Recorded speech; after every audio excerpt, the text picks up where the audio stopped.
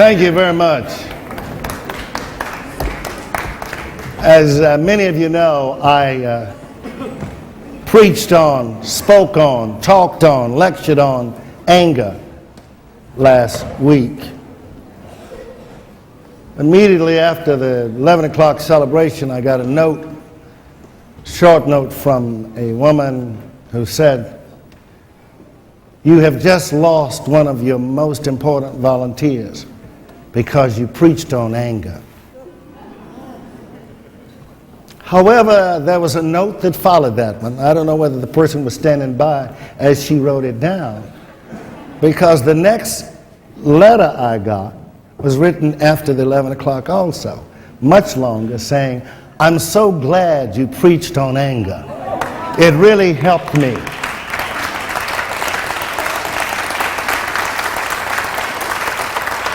I don't know what I'm going to get today, but I'm going to preach on anger again.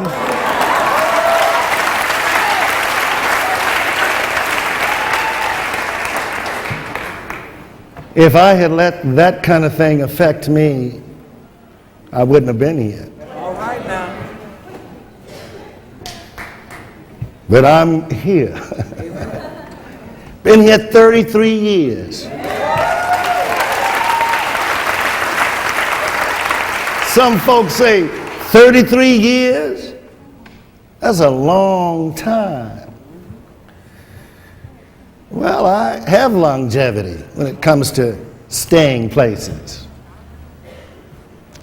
The woman I married and I have longevity. Because we work on our anger. I mean, we got it, but we work with it. Thank God. Thank God.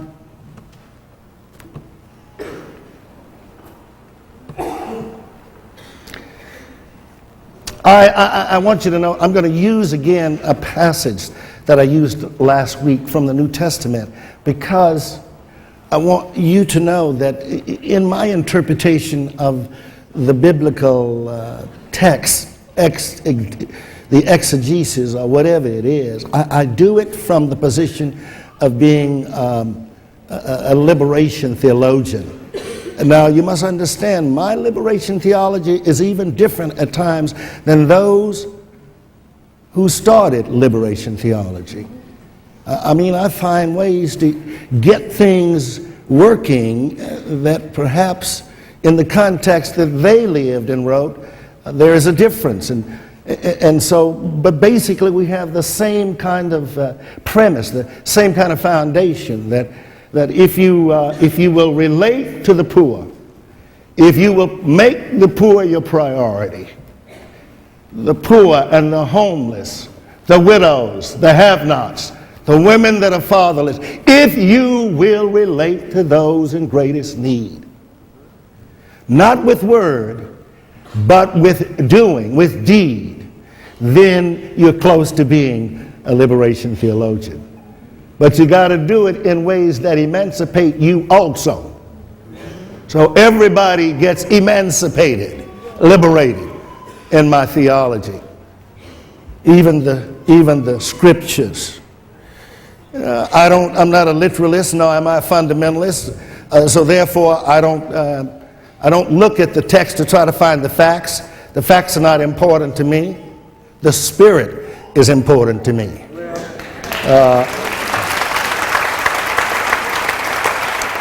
And it is the Spirit of Jesus that I approach this subject, as well as the Spirit of God, hopefully, that I approach this subject. There's a passage in Mark, around the 3rd chapter, and from then on for a while. Mark tells a story. He tells a story that he had heard.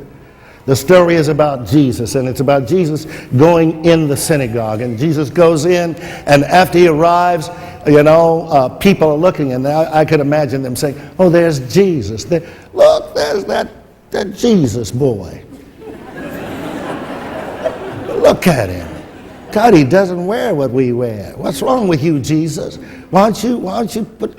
Well, I'm not worried about what to wear. I'm in the synagogue now. I'm here.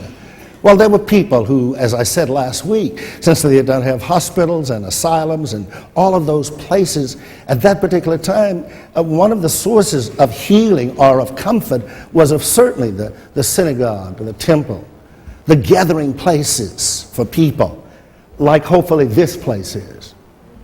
And so Jesus walks in, begins to greet people. And as he greets people, talks with them, finally, he reaches a man who has a withered hand. Now, everybody was looking, everybody, because they were curious. They wanted to know, what is he going to do with the man who has a withered hand? Is he going to heal? This is the Sabbath. He should not heal. The law says, no, you cannot heal on the Sabbath. Jesus immediately turns to them and says to them, which is more important, healing or the law? Which is more important, healing or the law? Now, you know where I stand. I don't have to tell you that. When I came to Glide 33 years ago and looked at the structure of this church, and they had all of these different structures of the Methodist Church, all kinds.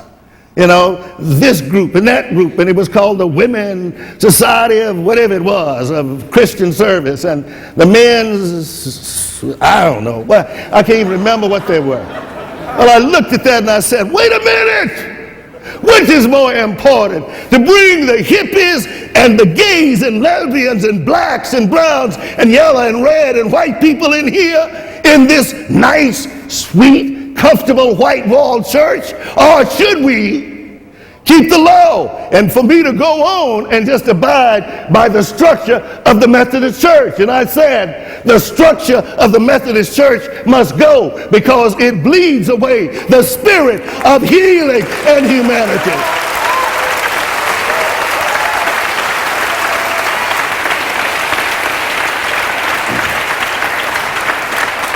And so we have no Methodist structure here. Washington Post was interviewing me the other day, and they said, where is the Methodist structure? I said, I don't know. I don't know.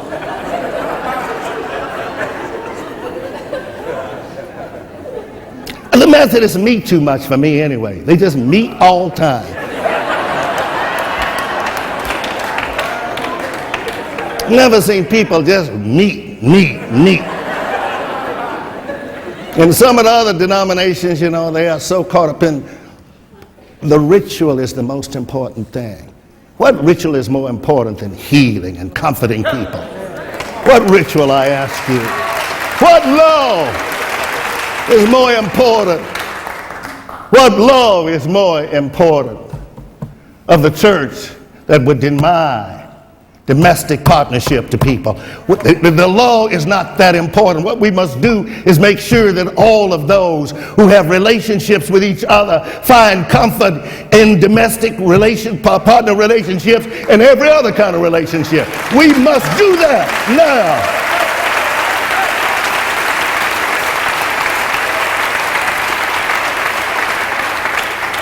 I didn't mean to stay there that long on that, but Jesus heals. He says, stretch out your hand. And the man stretches out his hand. And when he does, he looks around because they had questioned him about the law or healing. He looks around and they all sitting there silent, being silent. Let me say something. Sometimes, you know, I need you. And sometimes you're silent when you ought to stand up for me. All right. Where are you? Where's the young lady? Where are you? Are you down here or are you up here? That called up KPIX the other day. Oh, here you are. Come here, stand up here. She got angry because KPIX, who had been here that day interviewing me, she knew what I had said. It was a Sunday. So she called him up. Said, I'm calling. Let you know that you misrepresented our minister, Cecil Williams. Thank you. Thank you.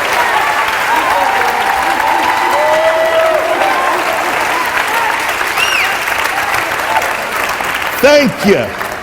Thank you so much. You never know, do you?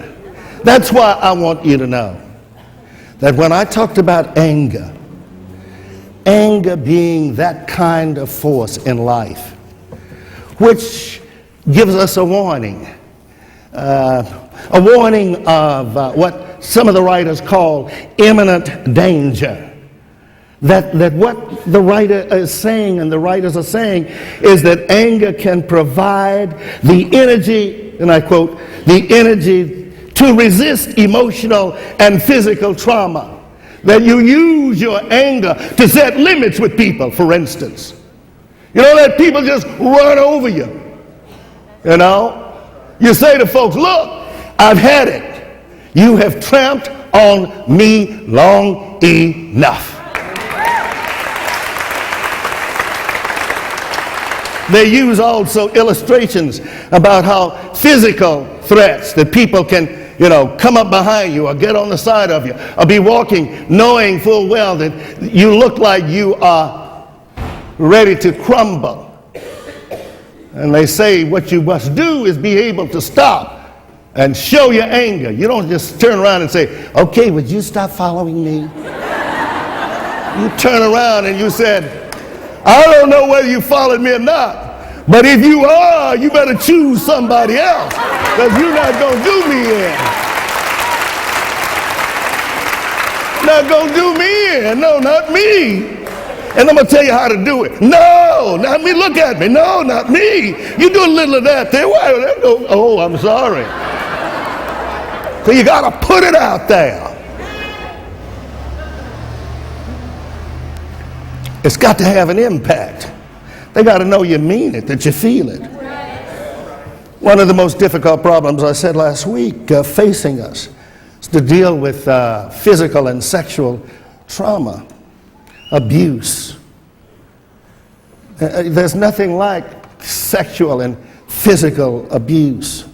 It's devastating to children as we grow up, as our children grow up, and we treat them as though they were ours at our command. That we can use them or misuse them, that we can exploit them, manipulate them, that we can tell them, don't say anything, be quiet. But there comes a time when the silence must be heard, and those who have been done in must speak up and say, I'm relieving myself of some of this guilt that I have. I'm relieving myself of some of this grief that I have. I'm relieving myself of some of this stuff that's devastated my life. And I'm going to go on. You can't couch me in any kind of situation anymore and tell me that you want me to exist your way. I got my own way now, and I'm making choices about myself. I'm moving on with my life, and you cannot control me anymore.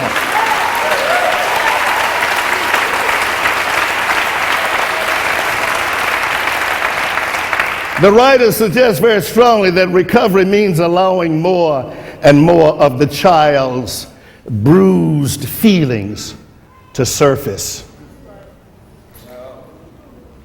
More and more of your feelings to surface. But you see, what we must understand is that anger helps us overcome the fear of asserting what our needs are. For instance, let me just say that there are people who strongly believe that they're supposed to not be happy in their lives. They're supposed to go on and not feel proud of themselves. They're supposed to go on and feel destruction in their lives, wanting to commit suicide, being depressed. I was so delighted that a woman came up to me after the 9 o'clock and said, I want you to know that I'm getting better, that I'm not thinking about taking my life anymore, that I'm on medication, but you gave me some medication last week. And I want you to know that I'm beginning to put things together. It's time for us to put things together. Stop being victims the rest of your life.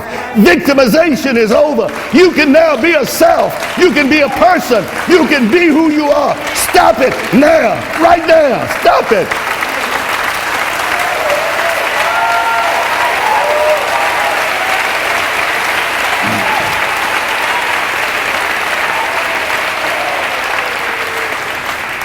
The author suggests that what we must do is change our coping strategies. Our coping strategies. I want you to know I'm changing with my anger. I really am. I didn't know it could be this way. Because I thought that I would always have to, you know. No. No. No. I don't have, See. First with my wife, then with you, and with everybody. I don't always have to walk around like I'm waiting on somebody to attack, you know, like somebody gonna say, Cecil, you're wrong, man. No, just go on. If they say, Cecil, you're wrong. You're right, I'm wrong. But you're wrong, I'm right, okay? Go on. What are words? Words ain't gonna, come on, don't let no words do you in. It's good with words. I want you to know this morning that not only did Jesus get angry, but God got angry. Let's talk about God's anger just for a minute. See, I'm dealing with you theologically, so you'll go away saying, ooh, he was pretty smart, wasn't he? But what I'm doing is trying to say to you, look, a lot of this baggage we have, give it up. Leave it at the station. Leave your baggage at the station. The freedom train is going on. And you ought to let your baggage stay right there that you were going to take on the freedom train with you. It ain't no freedom train if you're going to take the baggage on with you. You leave it there. You leave it there. Let somebody else open it up. And steal your rags.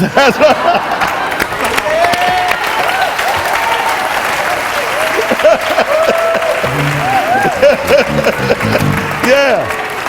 Let them have your old rags. What do you care? Ooh, man. The psalmist sings a beautiful song. The psalmist cries out to God. And at one point, if you will look in the Psalms and also in Isaiah, you will see where God in anger constantly becomes angry but stretches his hand out. We're going to talk about what all this means in just a minute, but God stretches it, God gets angry. But before he does, the psalmist has to raise a very important question around the 77th Psalms and around the 9th tone, the 9th identification. He says, has God in anger shut off his compassion? In all of God's anger, did he shut off his compassion? Isaiah comes back a little later on, around the 9th passage, and says, the people who walked in darkness have seen a great light. Those of us who've been imbued and embedded with anger that is destructive and devastating, we're beginning to see something now. See a great light.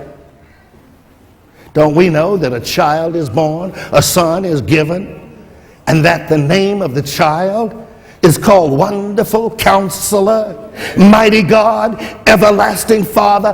The child is called, finally, the Prince of Peace. Amen. My God.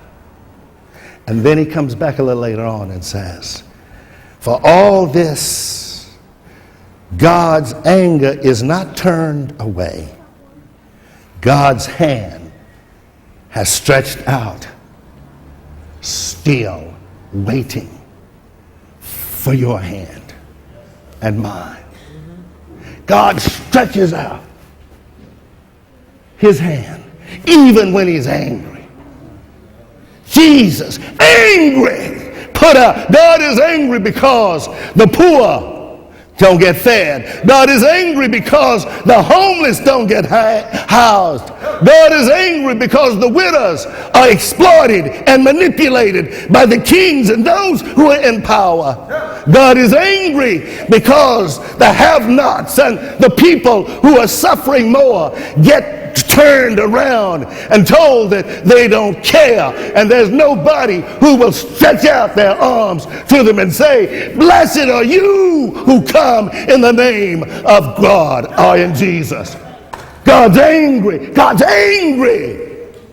But God also is love. And so God stretches anger and love together. So does Jesus. Stretching it out. Anger and love. You know, when I have a thing with someone, it hurts me because I knew I've done wrong.